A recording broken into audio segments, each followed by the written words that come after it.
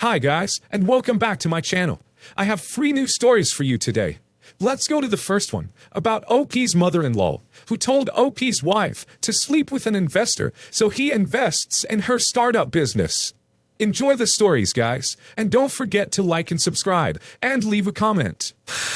My wife, 26, is running a startup business. I, 28 male, don't want to get into it that much, except to say it is in the online subscription space. I've been very proud of her because her business recently turned a small profit. I kept saying I knew she could do it. Yesterday, I had to go into her computer because there was some documents that was only saved in her computer that I needed right away. I was very stressed and was double-clicking around with Finder and moving and minimizing tabs of some things because somehow the PDF preview that I clicked on wasn't showing up on her Mac. I finally viewed the document, emailed it to myself, and rushed away to where I needed to be. I was exceptionally stressed with my situation, so at dinner, I was pretty non-communicative. I was feeling better around bedtime, and then she starts pulling my arm and saying that she didn't mean it.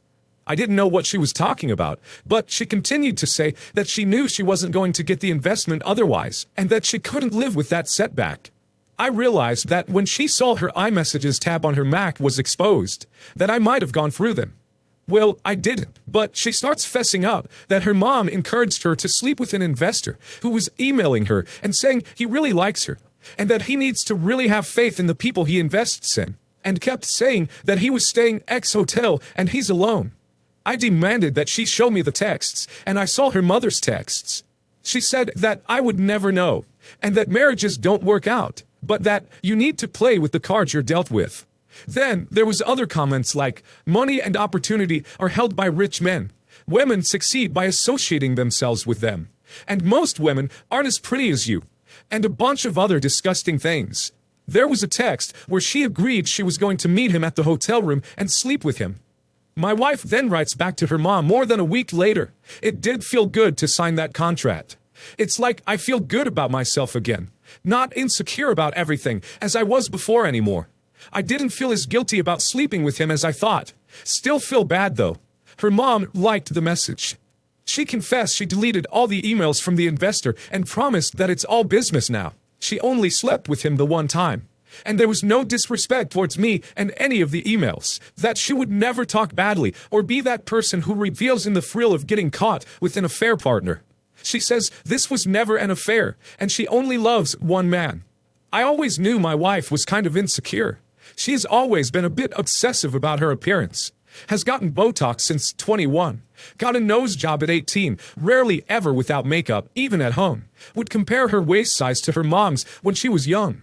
She also never believed that much in herself. But to do this, I think this was the closest I came to a physical confrontation with her. I've never wished so much harm on her than I do internally right now. She's been texting me non-stop, saying she's been insecure her whole life and never meant any harm. She can't help feeling unimportant and useless sometimes, and felt like she was about to become an ordinary middle-class housewife with me who would never be anything more than middle class. Her mom texted with the pseudo-apology, saying she acknowledges her part, but that her startup was never going to get off the ground, and that was the only reason for it, and that she loves me very much. What do I do? My dad said that he always knew there was something fishy about my mother-in-law, and thought the entire family was superficial. He said to demand that she show that she chooses me over making money. How do I do that? Do I know for sure that she does? I do know she made a huge mistake, and I don't know if I can lay next to her the same again. If some encouraging words from her mom and the need for money is all it takes for her to cheat on OP, then OP should expect that she did it before, and that she will do it again. It was okay for her to sell herself, and she didn't even think to come clean. That is a clear sign that she doesn't regret what she did, and is ready to do it again if necessary. Is that okay for OP? I think OP needs to go to a lawyer and find out what his options are. Also, he needs to go to a doctor and get tested for STDs.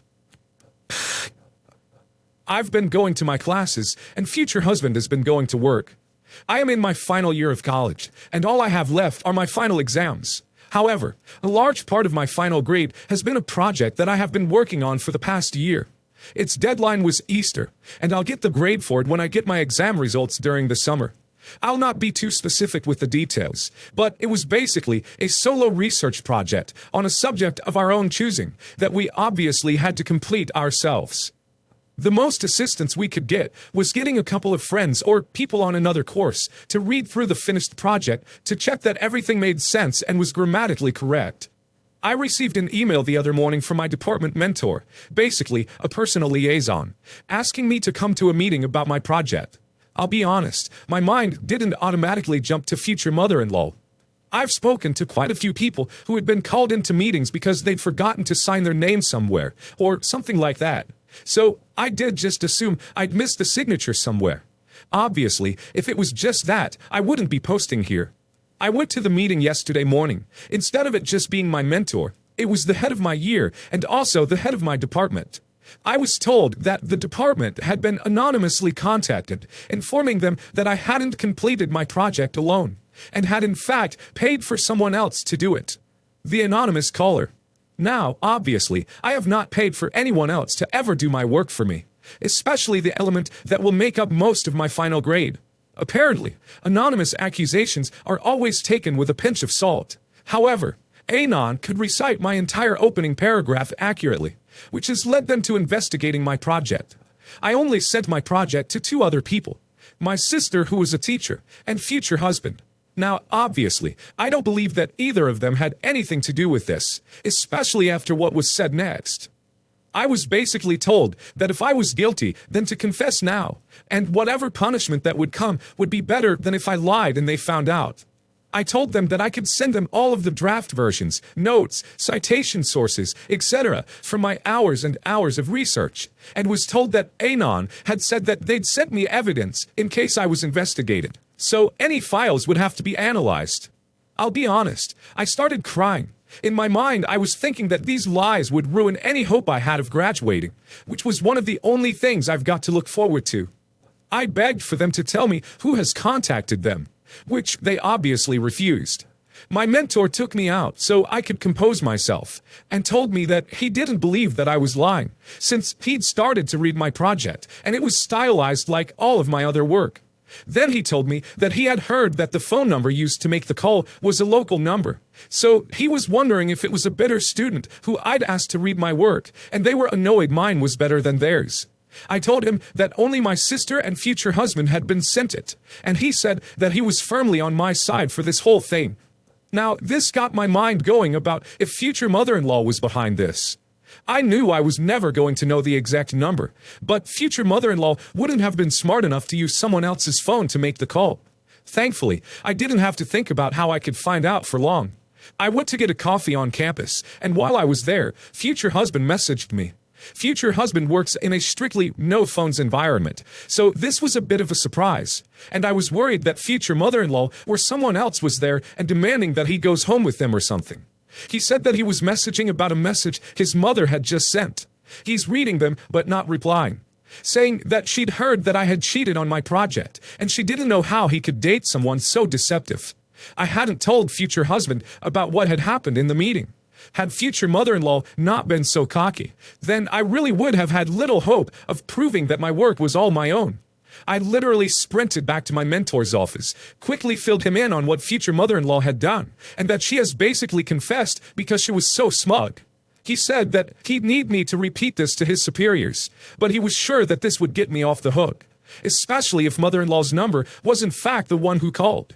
Following the most repetitive afternoon of my life, where I had to explain in detail about the holes in the C story about 5 times to different people, as well as providing future husband's message and future mother-in-law's number.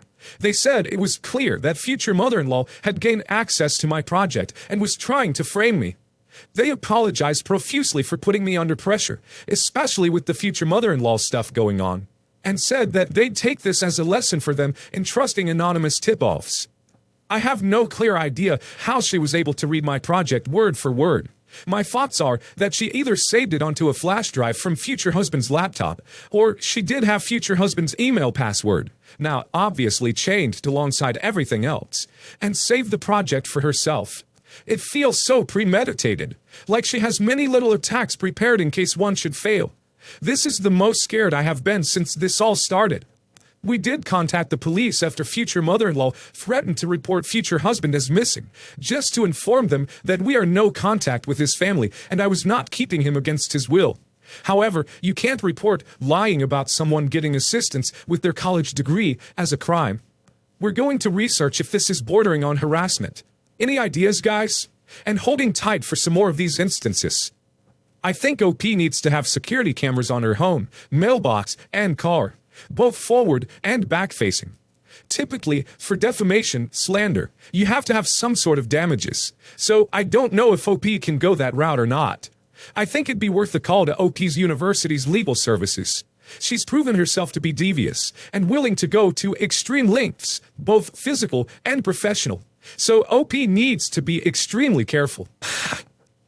I got married about a week and a half ago, but I need to get this off my chest. I've been trying my best to make peace with my no-mom, whom I've kept in limited contact for years. I would invite her to crafting days, various events, and naturally my bridal shower and the groom's dinner. She would always promise to be at each event, but would nearly always flake out last minute for BS reasons, including my bridal shower. In the entire year and a half I was engaged, my mother came to 2 of the dozen wedding-related events I invited her to, trying on wedding dresses shortly after I got engaged, and an hour of one single craft day. So, here we are, Friday before my wedding. I've gotten my nails done, I've been hanging out with my bridesmaids and groomsmen, and we're all getting really excited. I get a few quiet hours to myself before dinner, take a nap, and get up to start getting dressed for dinner. It's 3:30 p.m. Dinner starts in 2 hours.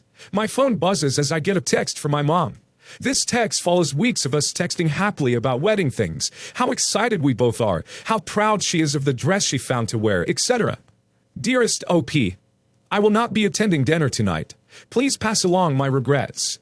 You have seldom taken my calls or responded to my texts for many years now, and I feel completely disrespected.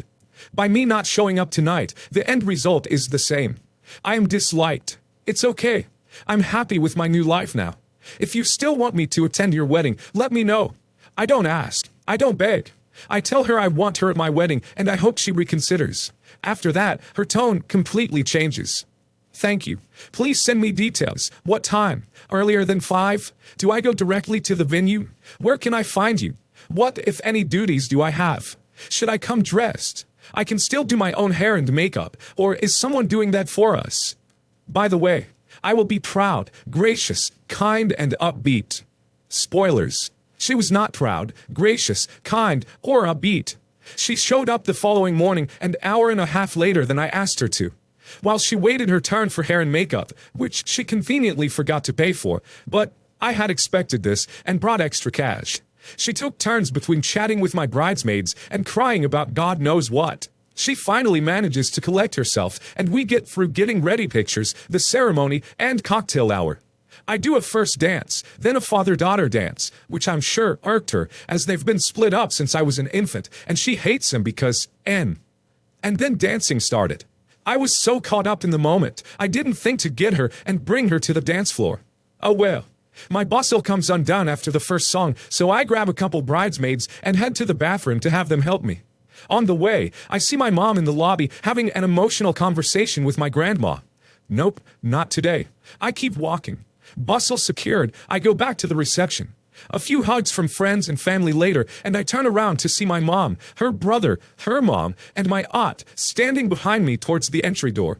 My grandma comes up to hug me.